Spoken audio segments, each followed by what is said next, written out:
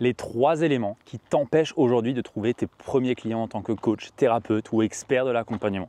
C'est ce que je vais te partager dans cette vidéo sous un cagnard alsacien et c'est surtout ce que je vais te partager qui va te permettre de trouver tes prochains clients, tes premiers clients et même tes clients suivants. Parce que ces 3 éléments, tu verras, ce sont des fondamentaux, des basiques sur lesquels tu dois vraiment avoir une clarté de 10 sur 10 et sur lesquels tu vas revenir souvent. C'est pour ça que c'est tellement important et que je mets vraiment de l'importance sur ces éléments-là parce que tout au long de ta carrière entrepreneuriale, finalement, tu vas devoir travailler sur ces 3 éléments.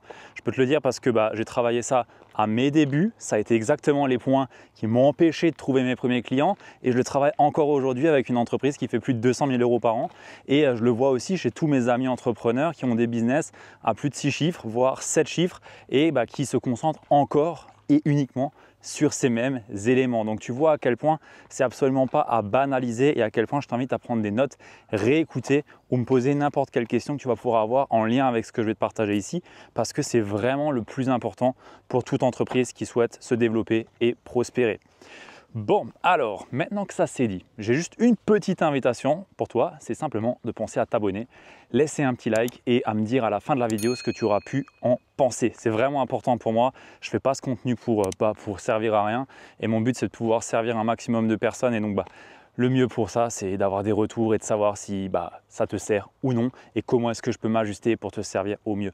Donc pense juste à t'abonner, laisse un petit like et dis-moi ce que tu as pu penser de cette vidéo.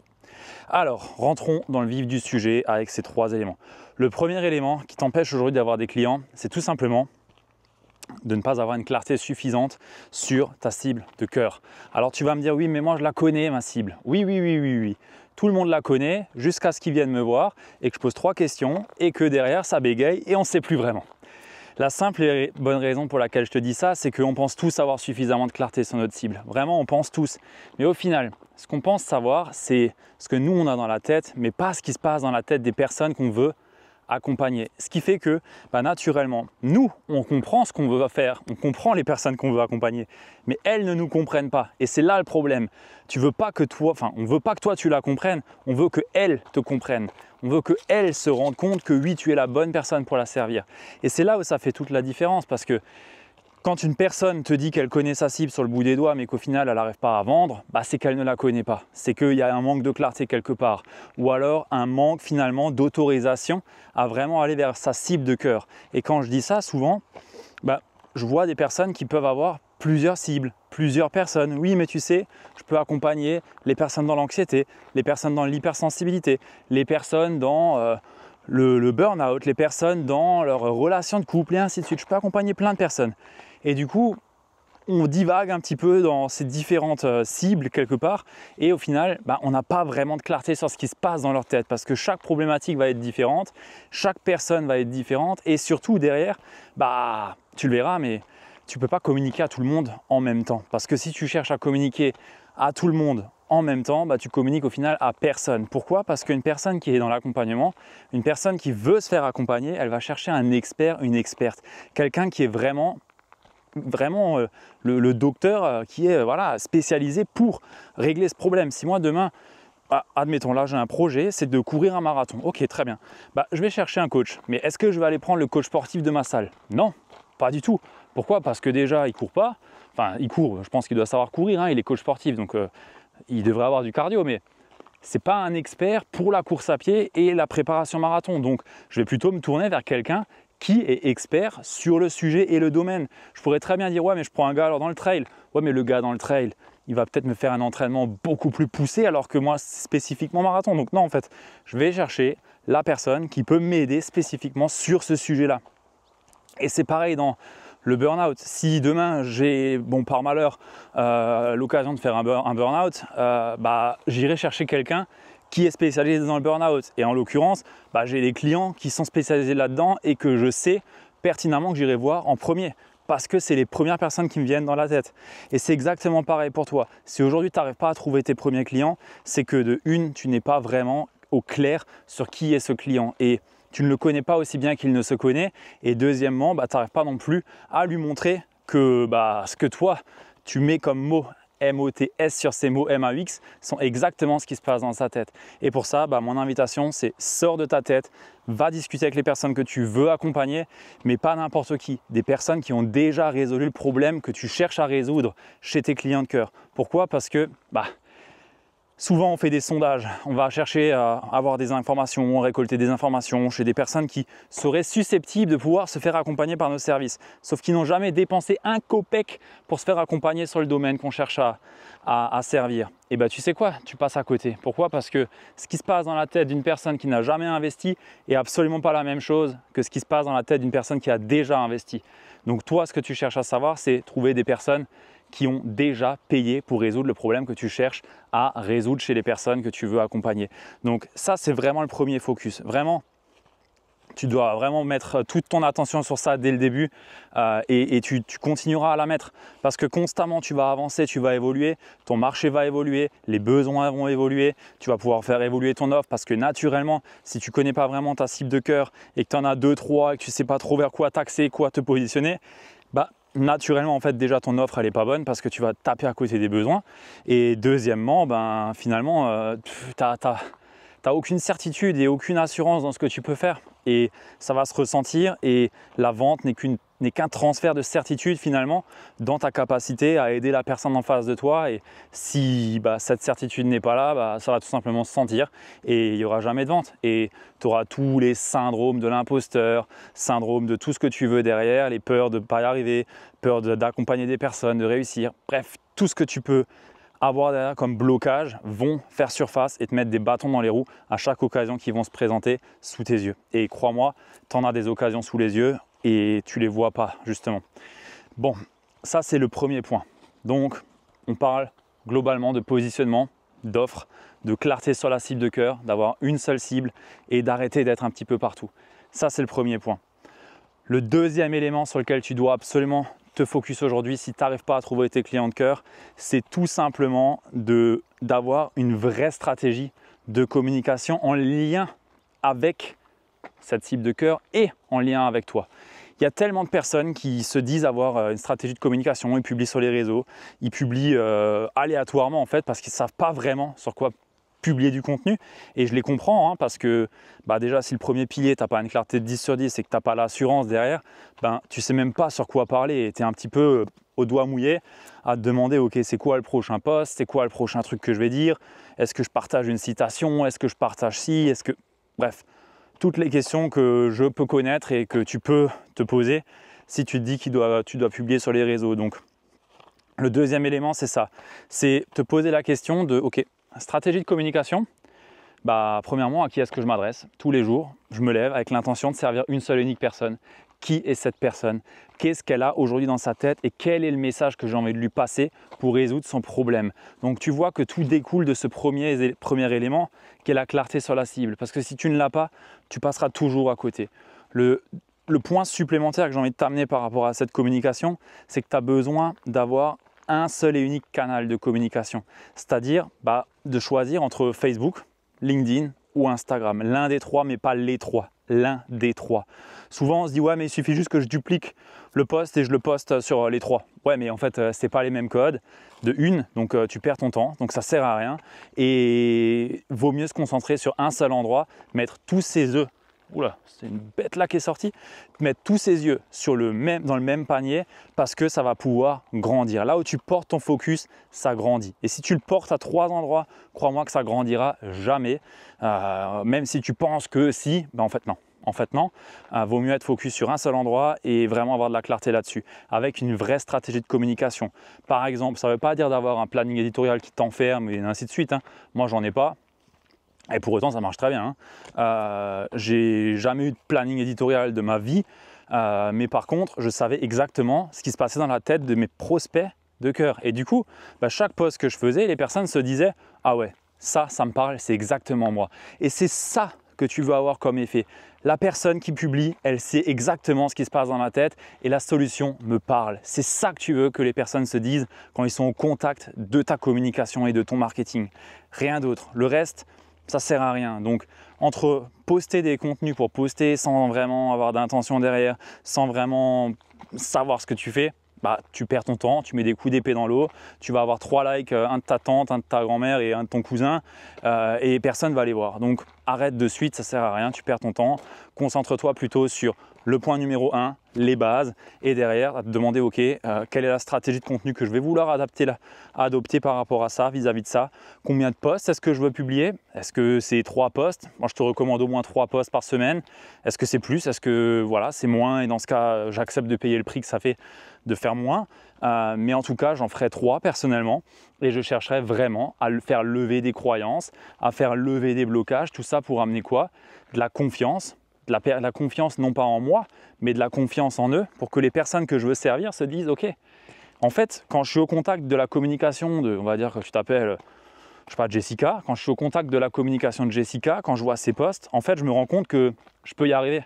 Je peux dépasser mon burn-out, je peux dépasser cette relation toxique, je peux m'en sortir dans cette perte dans ce gras que j'ai en trop, ou dans cette incapacité à faire X, Y, Z. Et c'est ça en fait, c'est amener l'espoir aux personnes de se rendre compte que oui, ils peuvent s'en sortir, et c'est de ton rôle et ton devoir de leur montrer au travers de ta communication. Derrière, ça amène de la confiance en toi aussi forcément, parce que si c'est toi qui leur montres qu'ils peuvent y arriver, en montrant l'exemple et en partageant des éléments de contenu en lien avec ça, naturellement ils vont gagner, tu vas gagner leur confiance, et derrière, ils vont aussi pouvoir monter en conscience sur le problème qu'ils peuvent avoir. Monter en conscience de quoi? De se rendre compte qu'ils peuvent sortir de la situation dans laquelle ils sont, que des solutions existent, que ta méthode existe, sous-entendu que tu es une méthode d'accompagnement. Et je ne parle pas de dire que tu es art thérapeute, maître praticien en PNL, Reiki, je sais pas quoi, troisième dame de... Non, je rigole. Mais en tout cas, c'est pas ça le but. C'est pas de mettre tes diplômes en avant. C'est d'avoir une vraie méthode qui soit propriétaire, une méthode à toi. Et ça passe dans le travail sur l'offre. Ça nécessite de connaître vraiment le parcours client du point A au point B, savoir les étapes de transformation et tout ce qui peut avoir au travers finalement de ton accompagnement et de l'expérience client que tu vas pouvoir avoir. Tout ça, on le travaille avec nos clients AMB, mais si c'est des éléments qui te parlent, je t'invite vraiment à te concentrer là-dessus, parce que on veut avoir une méthode claire, on veut avoir un chemin de transformation, et on veut avoir l'assurance que l'engagement qu'on va prendre en venant travailler avec toi, c'est pas quelque chose qui est fait un petit peu à l'arrache. On veut savoir dans quoi est-ce qu'on met les pieds. Donc ta communication doit aussi amener de la confiance en ta méthode, et surtout faire monter en conscience les gens, et derrière qu'ils prennent connaissance finalement que tu es la bonne personne pour les servir et les accompagner. Et derrière, tout ça n'a qu'une seule unique résultante, c'est la certitude que tu es la bonne personne pour les accompagner.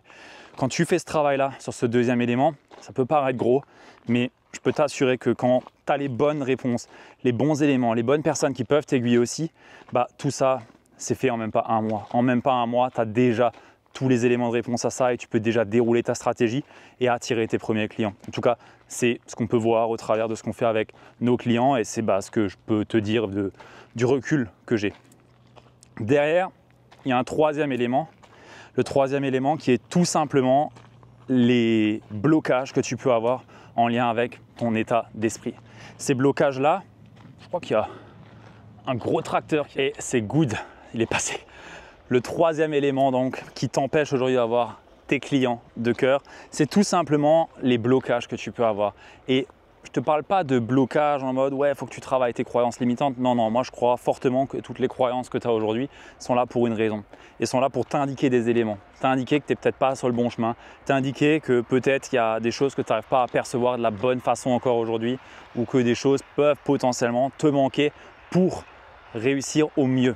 Par exemple, on me dit ouais, j'ai le syndrome de l'imposteur. Ouais, mais en même temps, tu es un imposteur peut-être. Et c'est une réalité, il faut l'accepter. Et comment est-ce qu'on fait pour ne plus être un imposteur? C'est en ressentant cette certitude que j'ai pu essayer de t'apporter au travers de cette vidéo, et surtout essayer de te montrer que tu dois avoir de la certitude sur les accompagnements que tu vas pouvoir proposer et dans ce que tu vas pouvoir amener. Et ça ne peut que venir quand tu as fait ce travail préliminaire qui amène vraiment de la clarté de 10 sur 10 sur ta cible de cœur, l'offre que tu peux avoir, la transformation, les étapes de transformation et la communication que tu vas pouvoir avoir. Si tu n'as pas ça, c'est 100% sûr que tu vas te sentir imposteur. C'est 100% sûr que tu vas t'auto-saboter à chaque fois que tu vas avoir des occasions, parce que tu te diras que tu n'y arriveras pas en fait. Et pourquoi tu n'y arriveras pas? Parce que tu es en manque de clarté.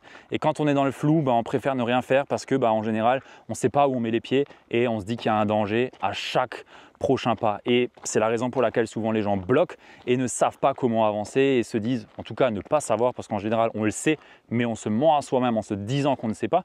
Et ce qui fait que derrière on n'a pas de résultat tout naturellement. Donc travailler ces éléments-là, c'est important, mais c'est surtout remettre en perspective pourquoi est-ce qu'on a ces éléments-là et les prendre comme un indicateur. Vraiment, j'insiste là-dessus. Je vois des personnes qui travaillent leurs croyances, leurs blocages, leur relation à soi, relation à l'argent aussi, qui est très important. Moi-même, je l'ai travaillé, mais au-delà de ça, ce n'est pas ce qui t'empêche vraiment d'avoir tes premiers clients. Ce qui t'empêche d'avoir tes premiers clients, c'est ces éléments en amont qui, au final, t'amènent juste des signaux que tu as des blocages, tu as des croyances qui peuvent te limiter aujourd'hui et qui t'empêchent d'avancer. Ça, c'est un point qui est important à prendre en compte. Maintenant que ça c'est dit, il y a tout de même un certain état d'esprit à avoir pour pouvoir avancer, un certain état d'esprit à avoir pour pouvoir se dire que ok, je vais pouvoir y aller, je vais pouvoir y arriver. Et ça demande aussi quoi? Une vision claire. Pourquoi? Parce que si on ne sait pas où est-ce qu'on avance, on ne sait pas pourquoi est-ce qu'on avance, on est beaucoup moins enclin à le faire et on a beaucoup moins d'énergie. Et moi, j'aime bien me garder en tête que finalement la grandeur de ma vision et la grandeur du leadership que je vais pouvoir avoir dans mes actions au jour le jour et qui vont me permettre tout simplement d'avancer.